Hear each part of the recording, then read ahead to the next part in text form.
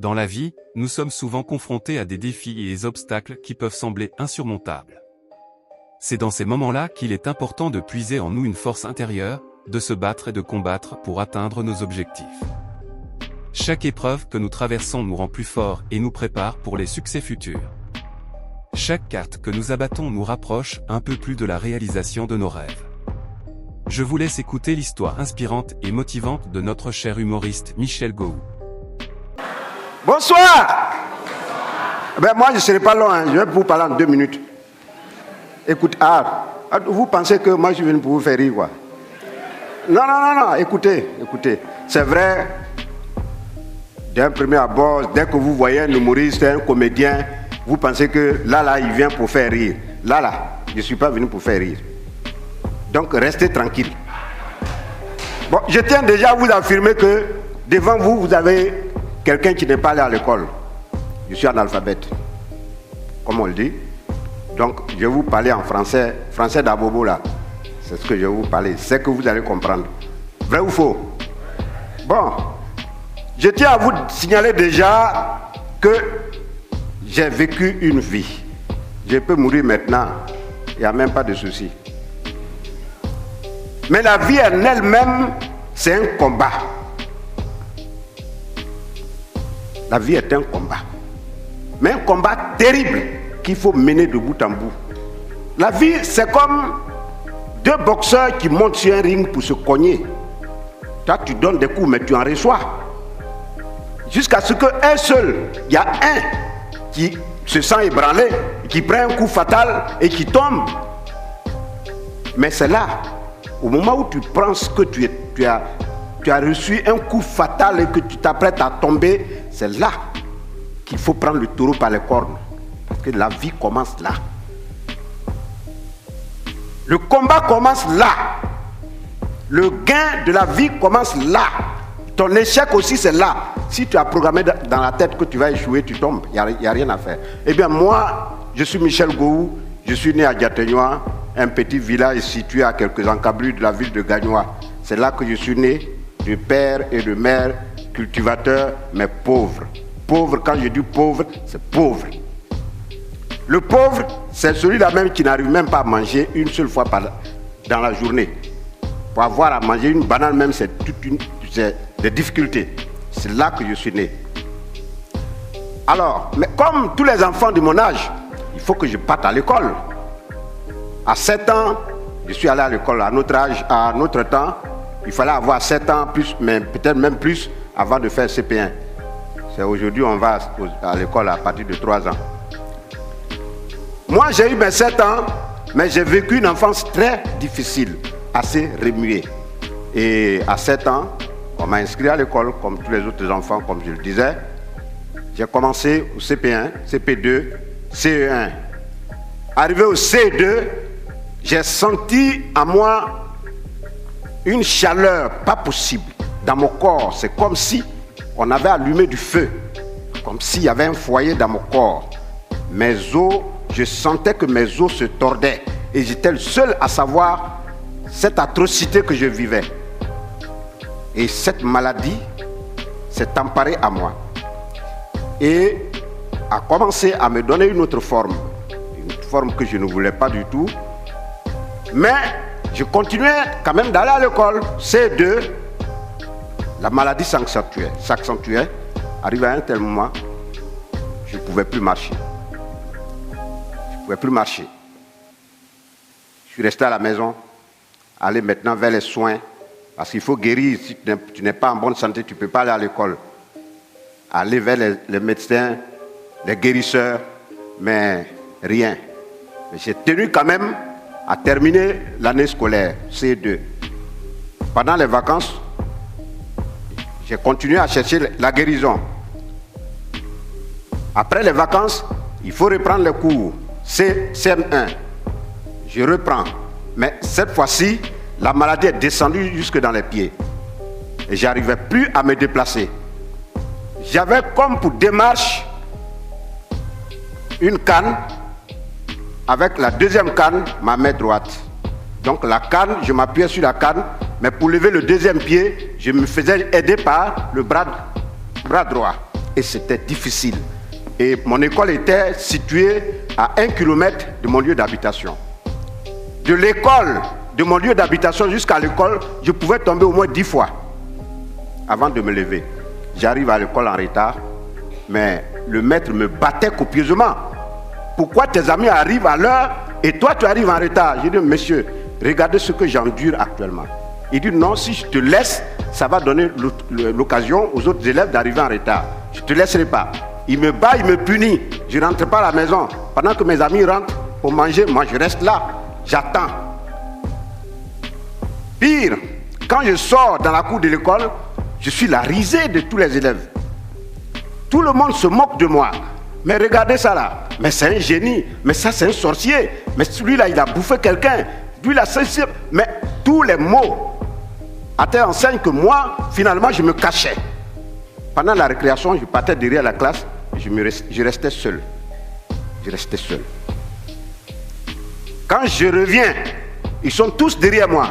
Regardez-le, il va tomber, il va tomber. Et effectivement, je tombe.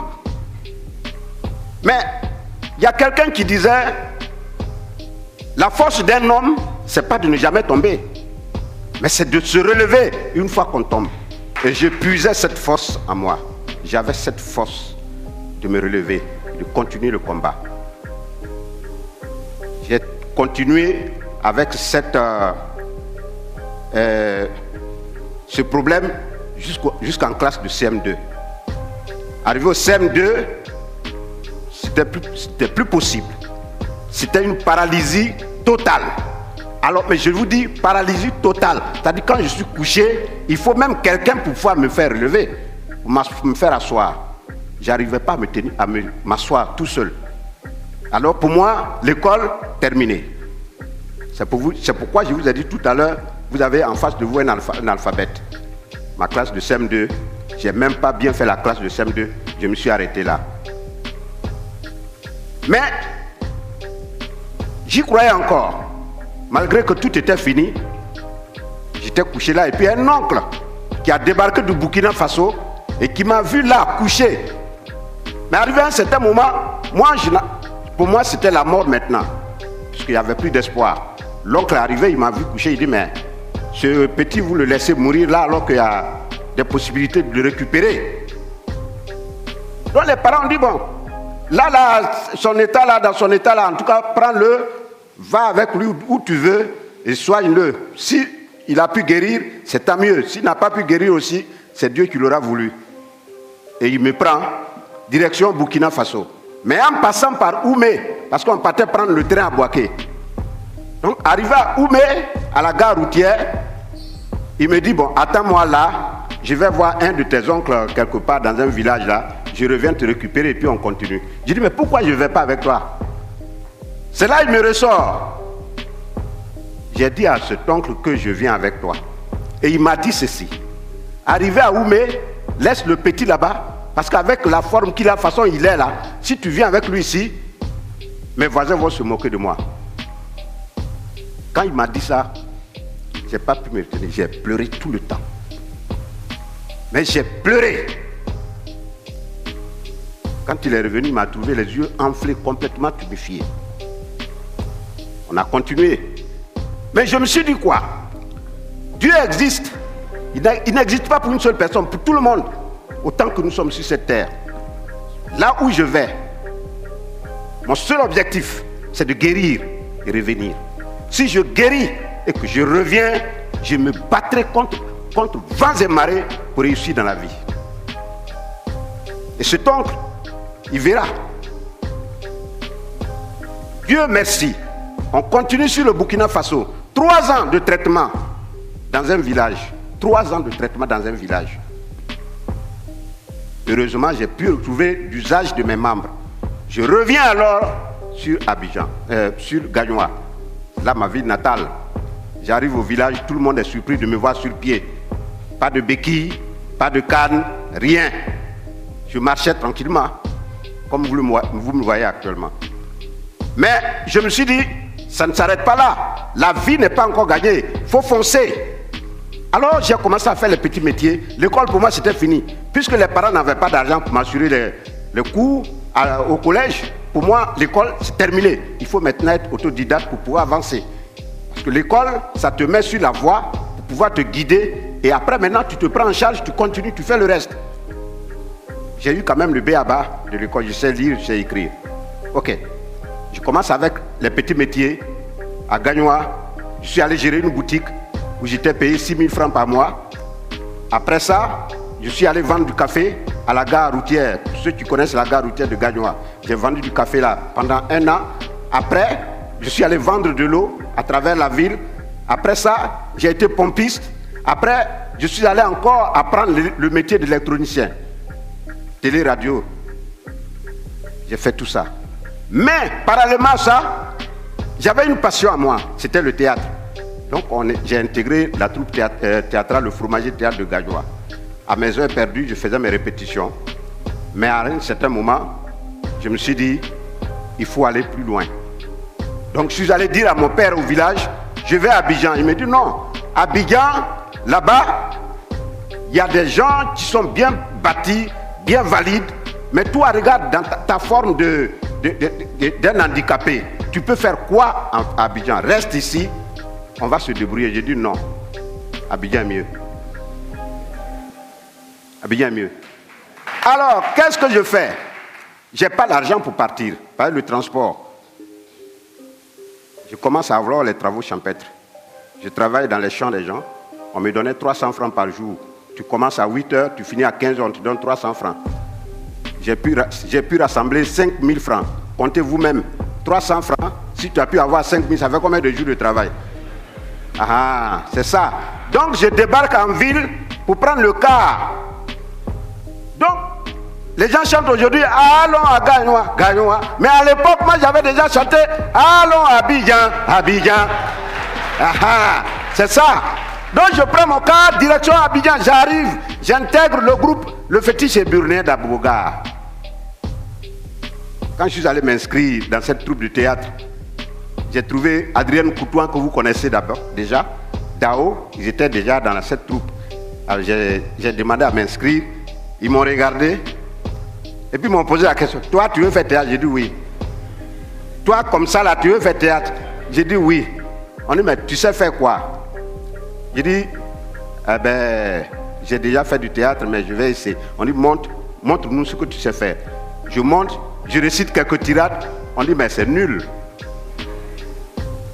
Mais j'ai commencé à intégrer des troupes. Après le fétiche burnéen, la Toumbra Théâtre, le Zassa Théâtre, le Gasca, la Compagnie nationale de théâtre de Côte d'Ivoire, le fétiche, les Guignols d'Abidjan, le Vilaïki, avec le Warrior King. J'ai fait tout ça. Et aujourd'hui, je suis le gourou que vous connaissez. Mais, je me dis quoi? Mais tant que je suis là, il faut avancer. Mais il faut s'adosser sur le passé pour se propulser dans le futur. Parce que quelqu'un qui oublie son passé, il ne peut pas vivre. C'est-à-dire que tu ne peux pas connaître la vie, tu oublies ton passé. Regarde dans le rétroviseur, ça te permet d'avancer. Moi, c'est ça qui fait ma force. Alors, je voulais m'adresser à la jeunesse. La jeunesse qui est aujourd'hui le fer de lance. La jeunesse qui est l'espoir de toute l'Afrique. La jeunesse qui est aujourd'hui cette base sur laquelle l'Afrique compte. Cette jeunesse qui rivalise avec les enfants blancs en Europe, aux États-Unis, un peu partout dans le monde. Cette jeunesse qui a l'outil Internet. Cette jeunesse ne doit pas s'asseoir pour attendre de l'aide. Parce que c'est vous qui êtes les dirigeants de demain. C'est vous, c'est sur vous l'Afrique de demain. C'est sur vous l'Afrique doit compter demain. C'est vous qui devez être les pneus et le moteur de l'Afrique de demain. Rivalisez, allez, foncez. Prenez-vous en charge. Comptez sur vos potentialités. Foncez comme un beau diable. Ne vous asseyez pas pour dire non, j'ai mon cousin qui est ministre, l'autre est député, l'autre. Personne ne viendra vous aider. Personne. Il n'y a que vous. Prenez-vous en charge. Croyez en vos potentialités et foncez comme de beaux diables. C'est cela. C'est comme ça que l'Afrique peut avancer. Soyez avant-gardistes. Jeunesse de Côte d'Ivoire, jeunesse d'Afrique. Soyez avant-gardistes. Rappelez-vous que vous êtes capable de grandes choses lorsque vous croyez en vous-même et que vous vous engagez pleinement dans vos objectifs. Ne laissez pas les défis vous décourager, mais plutôt laissez-les vous motiver à vous battre, à combattre et à abattre toutes vos cartes. Alors, allez de l'avant avec courage, détermination et confiance. N'abandonnez jamais et continuez à poursuivre vos rêves. Vous êtes plus fort que vous ne le pensez, et vous avez le pouvoir de surmonter tous les obstacles sur votre chemin. Je vous souhaite beaucoup de succès et de bonheur dans votre parcours. Souvenez-vous toujours de votre potentiel extraordinaire et de la force qui réside en vous. Vous êtes prêt à affronter tous les défis et à réaliser de grandes choses. Si la vidéo vous a plu et que vous souhaitez être informé de nos prochaines publications, n'hésitez pas à vous abonner à notre chaîne. Restez connectés pour ne rien manquer des contenus à venir.